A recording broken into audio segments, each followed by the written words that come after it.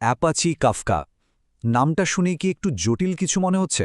আচ্ছা, চলুন আজ একদম সহজ করে বুঝি কিভাবে এই অদৃশ্য কারিগর আমাদের প্রতিদিনের ব্যবহার করা অ্যাপগুলোকে অসম্ভব ফাস্ট আর নির্ভরযোগ্য করে তুলেছে। ভাবুন তো একবার, কোনো ফুড ডেলিভারি অ্যাপে খাবার অর্ডার করেছেন, ম্যাপের দিকে তাকিয়ে আছেন আর দেখছেন ডেলিভারি পার্টনার ঠিক কোথায় আছে।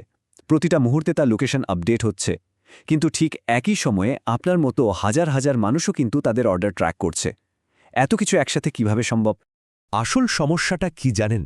একটা সাধারণ ডেটাবেসের পক্ষে কিন্তু এত চাপ একসাথে সামলানো প্রায় অসম্ভব।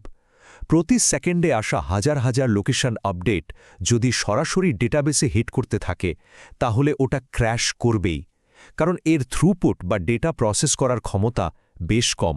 আর এখানে কিন্তু আধুনিক অ্যাপগুলোর জন্য সবচেয়ে বড় চ্যালেঞ্জটা চলে আসে, প্রতি সেকেন্ডে আসা এই বিপুল পরিমাণ ডেটা সামাল দেওয়া। আর ঠিক এই সমস্যার সমাধান করতেই মাঠে নামে অ্যাপাচি কাফকা।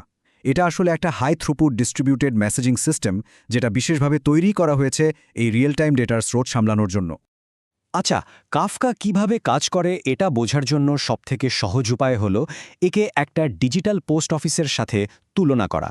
ভাবুন তো, ডেটা আদান প্রদান হচ্ছে ঠিক যেন চিঠি চালাচালির মতো। ব্যাপারটা খুব মজার। দেখুন, এখানে একটা সার্ভিস সরাসরি আরেকটা সার্ভিসকে ডেটা পাঠায় না, সে একটা মেসেজ বা চিরকুটের মতো লিখে কাফকার টপিক নামের একটা মেল বক্সে ফেলে দেয়। এরপর অন্য সার্ভিসগুলোর যখন সময় বা দরকার হবে, তখন তারা সেই মেল বক্স থেকে মেসেজটা তুলে নেবে। একে টেকনিক্যালি বলে লুজ কাপলিং, মানে কেউ কারোর জন্য বসে থাকে না, কাজ আটকে থাকার কোনো সুযোগই নেই। তো এই যে ডিজিটাল পোস্ট অফিসের মতো সিস্টেমটা, এটাই কাফকাকে দেয় অবিশ্বাস্য গতি আর নির্ভরযোগ্যতা। কিন্তু প্রশ্ন হলো, এটা কিভাবে এত বিশাল পরিমাণ ডেটা এত ফাস্ট ম্যানেজ করে? কাফকারি অসম্ভব গতির পেছনে কিন্তু একটা দারুণ কৌশল আছে। প্রথমে সব মেসেজকে ক্যাটেগরি অনুযায়ী ভাগ করা হয়, যেগুলোকে বলে টপিক। যেমন ধরুন, রাইডার আপডেট একটা টপিক, হোটেল আপডেট আর একটা। কিন্তু এখানেই শেষ না, গতি আরও বাড়ানোর জন্য প্রত্যেকটা টপিককে আবার ছোট ছোট অংশে ভাগ করা হয়, যেগুলোকে বলে পার্টিশন। ফলে কি হয় জানেন? পুরো ডেটা প্রসেসিংয়ের কাজটা একটা মাল্টি লেন হাইওয়ের মতো হয়ে যায়, যেখানে ডেটাগুলো বিভিন্ন লেন দিয়ে একসাথে হু করে চলে যেতে পারে। কোনো ট্রাফিক জ্যামের প্রশ্নই ওঠে না। এখানে একটা বিষয় কিন্তু একদম পরিষ্কার করে নেওয়া দরকার, অনেকেই ভুল করেন। কাফকা কিন্তু কোনো ডেটাবেস না। দেখুন, কাফকার মূল কাজ হলো রিয়েল টাইম ডেটার স্রোত বা স্ট্রিমিং সামলানো, যেখানে স্পিডটাই আসল। অন্যদিকে একটা ডেটাবেসের কাজ হলো ডেটা লম্বা সময়ের জন্য, মানে পার্মানেন্টলি স্টোর করা। এক কথায় বলতে গেলে, কাফকা আসলে ডেটাবেসের কোনো রিপ্লেসমেন্ট না, বরং ওরা দুজন খুব ভালো বন্ধুর মতো একসাথে কাজ করে। একজন ডেটার স্রোত সামলায়, আরেকজন সেটাকে যত্ন করে জমিয়ে রাখে। তো থিওরি তো অনেক হলো, এবার একটু বাস্তবে ফেরা যাক। কারা ব্যবহার করছে এই প্রযুক্তি? চলুন দেখি এই পর্দার পেছনের জাদুকরের আসল প্রভাবটা ঠিক কোথায়। এই সংখ্যাটা একবার দেখুন, এটা কিন্তু রীতিমতো অবাক করার মতো।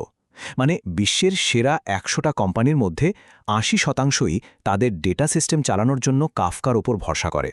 যেমন ধরুন উবার, ড্রাইভারের রিয়েল টাইম লোকেশন ট্র্যাক করার জন্য তারা কাফকা ব্যবহার করে।